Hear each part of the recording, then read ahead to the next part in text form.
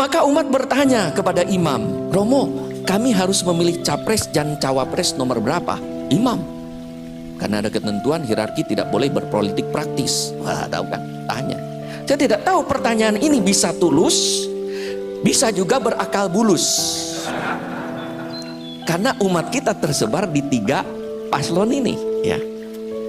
Tulus, umat minta petunjuk calon mana yang harus dipilih dengan ajaran dan keyakinan gereja.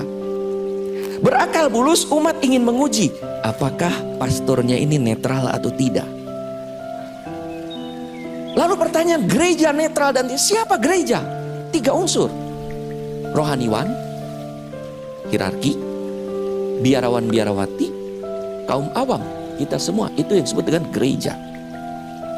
Maka kalau netralitas diartikan sebagai boleh dan semua bisa, gereja sebagai komunitas murid Yesus tidak pernah bersikap netral dalam kehidupan, termasuk dalam politik. Tidak ada gereja netral. Untuk apa gereja netral? Ini boleh, itu boleh. Tidak.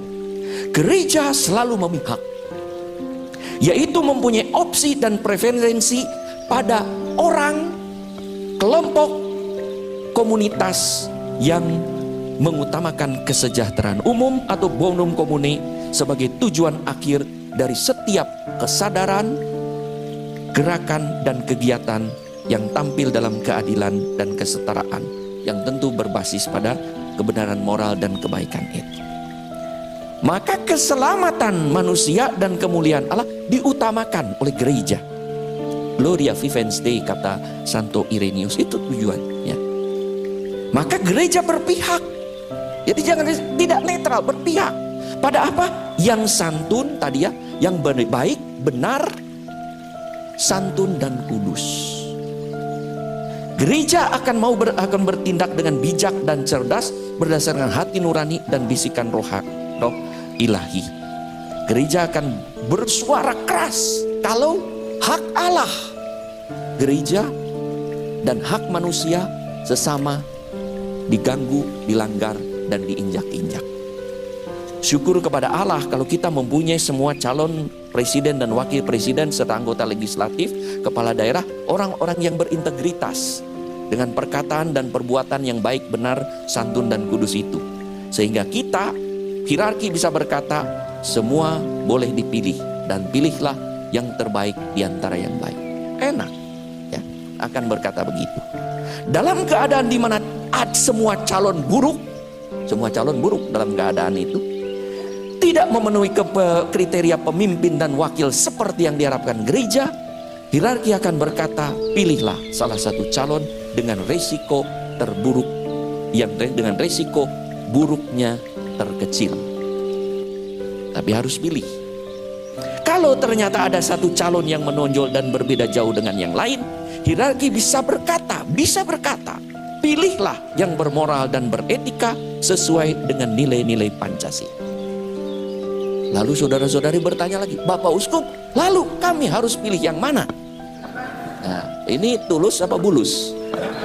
Maka saya akan lihat pedoman yang disampaikan oleh Konferensi Wali Gereja Indonesia. Tidak pernah menunjukkan angka tertentu dengan gerakan tertentu. Sekarang ini serba salah ya dengan angka, dengan gerakan. Karena apa? Karena suasana tidak baik. Kalau suasana baik-baik saja, aman kok. Ya, ada foto paus dengan simbol tertentu. Itu paus zaman kapan gitu ya? Dengan dipasang ini. Ada foto ini dengan jadi lain-lain. Ya. Jadi serba salah karena apa? Ada sesuatu yang tidak beres yang sedang terjadi. Ya. Apakah artinya bahwa hierarki boleh berpolitik? Ada 2 politik. Politik praktis dan politik kepedulian sosial. Atau disebut dengan politik praktis atau politik etik.